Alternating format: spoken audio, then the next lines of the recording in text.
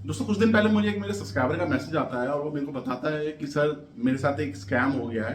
Actually मेरे bank में पैसे आए थे, किसी ने सेंड करे थे मेरे बैंक में पैसे, क्रेडिट हुए थे मेरे बैंक में। लेकिन जब मैंने थोड़ी देर बाद जाकर अपना बैंक बैलेंस चेक करा तो मेरा बैंक बैलेंस जो बढ़ना चाहिए था पैसे आने के बाद वो बढ़ा नहीं था, उल्टा कम हो गया था। तो ये कैसे हुआ, किसने ये स्कैम करा, मुझे कुछ पता नहीं चल पा रहा है कैसे हुआ ये स्कैम।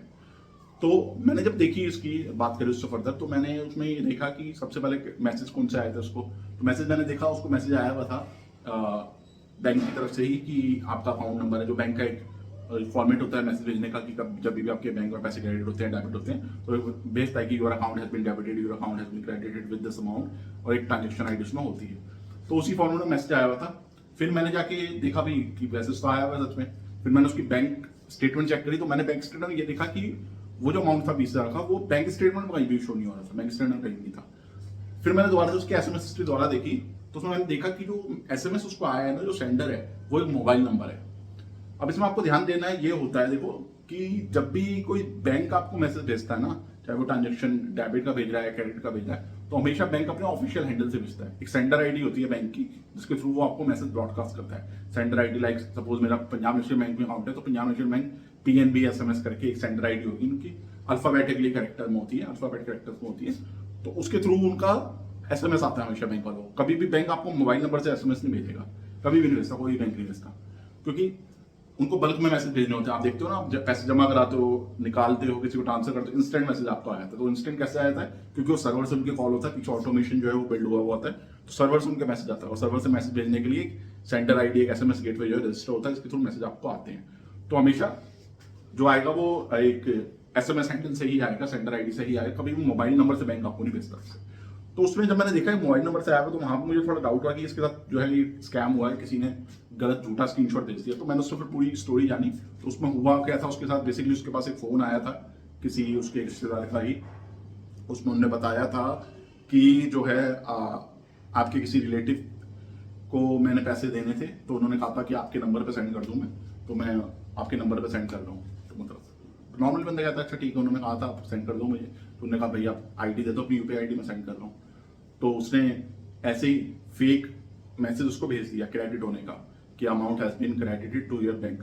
ठीक है, तो उसने ऐसे भेज दिया कि जी 20,000 रुपये आए आपके बैंक में और क्रेडिट होने का आ गया मैसेज। ठीक है, अब उसमें उस बंदे ने ये कहा कि जी मैंने गलती से आपको ज़्यादा पैसे ट्रांसफर कर दिए हैं, मैंने 10,000 रुपये फालतू कर दिए, अब एक काम करो जो बचा हुआ एक्स्ट्रा अमाउंट मैंने आपको पे कर दिया ना, वो आप मुझे वापस कर दो। मतलब उसने एसएमएस भेज दिया उसको मोबाइल नंबर से लिख के कि your account has been credited. बंदे को लगे उसके बैंक में पैसे आ गए, उसे लगा बैंक से आया हुआ एसएमएस, क्योंकि नॉर्मली बंदे जो है एसएमएस पे रिलाई कर लेते हैं, एसएमएस आ गया तो ठीक है बैंक पे पैसे आ गए होंगे।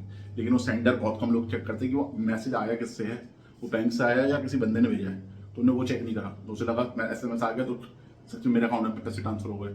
तो उसने उस मैसेज पर रिलाई करते हुए कि हाँ अच्छा ठीक है आपने एक्स्ट्रा भेज दिए, कोई नहीं मैं आपको रिफंड कर रहा हूँ। तो उस बंदे ने जो स्कैमर था उन्होंने अपनी यूपीआई आईडी दी कि इस नंबर पर सेंड कर दो। उन्हें जो 10,000 रुपये एक्स्ट्रा थे, जैसा कि मानना था उसको कि उसको 20,000 रुपये आने थे, 30,000 रुपये आ गए थे गलती से, उस सेंडर ने, उसने स्कैमर ने कहा, तो उसने कहा 10,000 रुपये जो एक्स्ट्रा आपको आ गए वो आप मुझे वापस कर दो।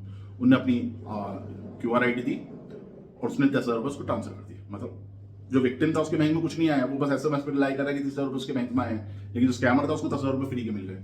अब जब विक्टिम ने अपना बैंक चेक करा बाद में, कि बात करें अपने रिश्तेदार से कि जी आपके कोई पैसा है मेरे अकाउंट में 20,000 रुपये, तो उसके रिश्तेदार ने कहा जी ऐसे तो मेरी कोई बात नहीं हुई थी, मैंने किसी को नहीं कहा पैसे भेजने के लिए, ना मुझे किसी से लेने थे पैसे।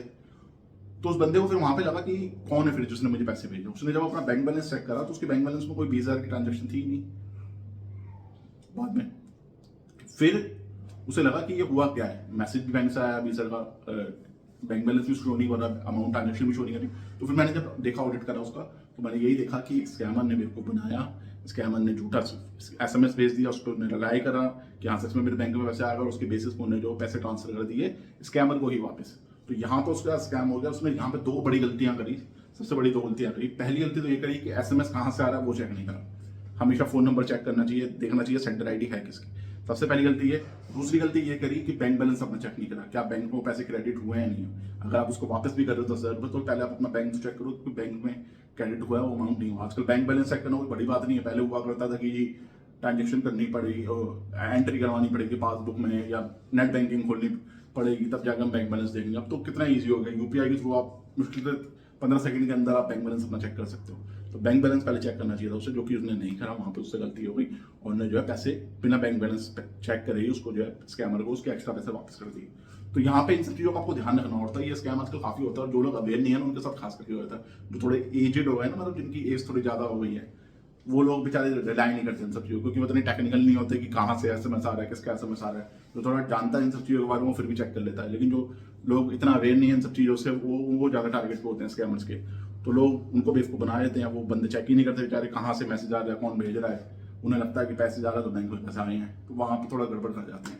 तो ये थोड़ा आपको ध्यान देना होता है कि कहाँ से पैसे आ रहे, किधर से आ रहे हैं। हमेशा अपना बैंक बैलेंस पे जरूर याद करो। चाहे आपकी दुकान भी है ना खुद की, और दुकान में भी कोई बंदा आपको कह रहा है जी देखो मैंने यूपीआई कर दी और स्क्रीनशॉट दिखा रहा है, स्क्रीनशॉट में कभी भी रिलाई मत करो। हमेशा बैंक बैलेंस चेक करो या फिर साउंड बॉक्स लगाओ, उन पे जब आवाज आएगी बैंक में जब पैसे आएंगे तभी मानना, वरना मत मानो, क्योंकि आजकल बहुत स्कैम्स चल रहे हैं। झूठे स्क्रीनशॉट, झूठे एसएमएस, सबको झूठा बनाया जा रहा है। तो ये है, ये चीज़ों का आप ध्यान रखो। ये वीडियो को ज़्यादा से ज़्यादा लोगों तक शेयर भी करो, ताकि उन लोगों तक भी इन्फॉर्मेशन पहुंचे, वो भी अवेयर रह पाए और इन सब किस तरह के स्कैम से जो है बच सकें।